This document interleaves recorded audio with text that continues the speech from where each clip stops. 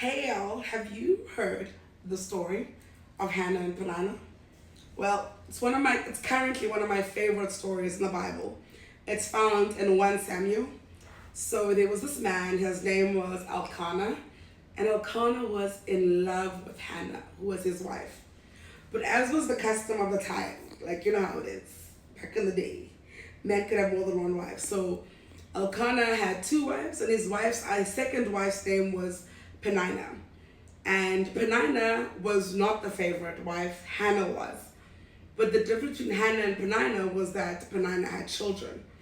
And obviously, girl rivalry, Peninnah would make fun of Hannah for being childless. She would poke fun at her and constantly be like, look at me. I am the one who's carrying the legacy of our husband. What do you have? What do you have to show for all these years of marriage? And back in the days, and even today in 2024, a woman without a child is seen as somehow less or somehow has less value. So Hannah was deeply troubled by the fact that she just could not conceive. And this also troubled Elkanah. And the reason that it troubled Elkanah is because it troubled Hannah. And he loved Hannah. In the one verse, he even says to her, am I not enough? Is my love for you not worth more than 10 sons? Like, I'm here, I will give you anything you want. This is one thing that I don't have control of. I can't give you children. Like, that's something that only God can do. And so then they went, as was the custom, they used to go to the temple to go offer sacrifices. So the one year they go to the temple. Off they go to the temple, Elkanah once again does a sacrifice to God, blessing him, and he gives Peninnah and her sons and daughters a portion. And then because Hannah's his favorite, and he's trying to close that womb, that gap, the fact that she doesn't have children, he gives her the double portion than what he had given to Peninnah. And still, like, she's just so distraught. So they had a feast, and Hannah's distraught. She's crying, and she doesn't eat, she doesn't drink anything, and everybody's having a feast, it's a party.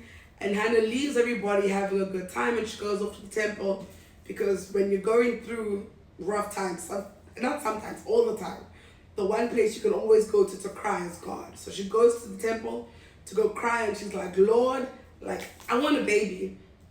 And then she makes a vow, and she says, and this was the part that always used to get me about this story, because I didn't know if I would be able to do what Hannah says. So Hannah goes to the temple, and she's like, Lord, if you give me a child, I will give that child back to you. And this child will be yours to do with as you please. And Hannah's there, and she's praying, and like everybody around is having fun, and obviously it's a celebration. People have been drinking. And then Eli, he was the priest at the time, sees Hannah like crying and going on. And then he's like, yo, chick, why are you drunk here? And then she's like, I am not drunk. I have not eaten. What you see is me crying out to God from the depths of my soul. I have no shame, no scam.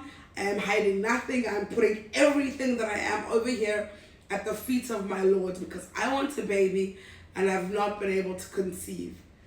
And then Eli blesses her. He says, may the Lord shine blessings on you. And by this time next year, I pray that God gives you the child that she wants. And this is probably one of my favorite parts, is that once she hears a word from the Lord, which she hears through Eli, she takes it and she believes it. She wipes her tears, she goes back to the feast, and she breaks her fast. She starts eating with her husband, and they pack up and they all travel back home, because everybody would travel to Jerusalem, and they travel back home. When they get back home, it says Elkanah was intimate with his wife. And then my favorite line, which used to be a problem for me, because I was like, it says, and God remembered Hannah. And I used to be like, God remembered. And like, it happens quite often in the scriptures, if you read them, where they'll be like, and God remembered. And I remember asking somebody, and then they said, no, a priest, I think it was Bishop actually, who said, it doesn't mean like he forgot about them, it just means that God decided to act. So when in the Bible you see it says God remembered, God doesn't forget, it just means that at that moment he decided to act, and he opened her womb, and Hannah conceived. And Hannah did exactly what she said she would do.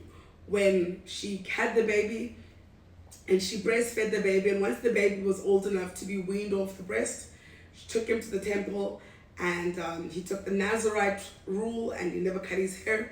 And that went on to be Samuel, who the book that we're reading from is about, and he's one of the great prophets in the Bible. And and that made me think, like, as humans, how hard would it be to ask God to give you something and then give it back to him? And then you're like, Lord, if you give me this, I'll give it back to you. But that's exactly what God wants us to do. He doesn't want us to make idols of anything. If he gives us something, he wants us to want it, but be willing to give it back to him. Because you know what he did for Hannah?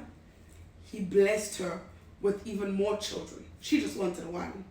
And God blessed her with more than one. She had like, I don't know how many children she had exactly, but she ended up having more children than what she'd asked for. And God's good that way. So go read it for yourself.